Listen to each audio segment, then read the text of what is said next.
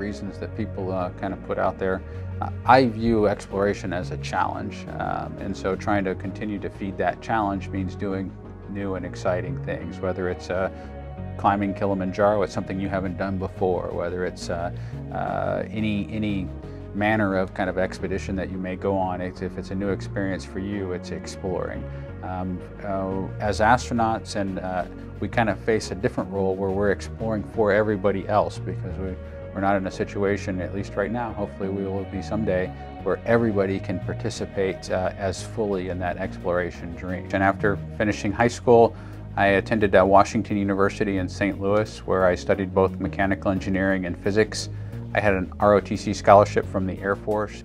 After completing at Washington University, it was a kind of a drawdown period in the military, and so they didn't need me to come on active duty right away in the Air Force.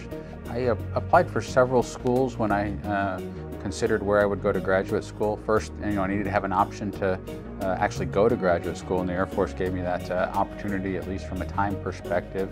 Ended up choosing Southern California, primarily because the advisor there contacted me and said, hey, I'm a new faculty member, I'd like to bring you into my research group, and I've got these projects for you. And he had some really hands-on projects to start me off on. So he wanted me to build lab equipment kind of right out of the chute, and that was something I was interested in. After finishing my time at Caltech, I needed to come on active duty and was assigned to Eglin Air Force Base and worked in the research lab, and I got to do a little bit of flight tests and a little bit of kind of engineering, project management, program management, if you will.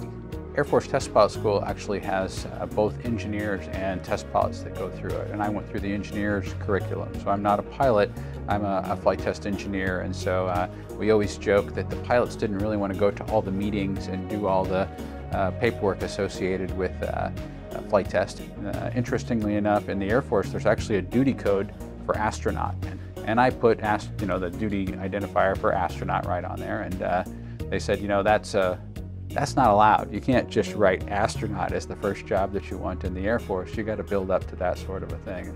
But it was exposed in graduate school to some other folks that were actually applying to be astronauts as graduate students, and which was a surprise to me. All of my Air Force peers, I had been told you can't put down that duty code on your application to be come into active duty. You have to wait until your opportunity comes to be an astronaut. But my classmates in graduate school were applying to go straight from graduate school off to be astronauts. And interestingly enough, one of them was actually selected in the 98 class, Garrett Reisman. He and I went to graduate school together. So then I knew, as soon as I got in the Air Force, I was definitely going to apply, because Garrett had gotten selected as a graduate student after those few folks had told me I couldn't do that as an Air Force guy. And so I followed that dream right after coming on active duty and started applying, and with the rest of my test pilot school classmates, we all applied to be astronauts the next time around, and luckily enough I was selected.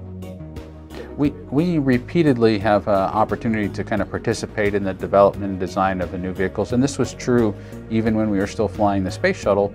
Every mission had aspects that still had some flexibility from a crew perspective, and we would make inputs and make changes. And both of my missions, as you pointed out, were on Endeavour.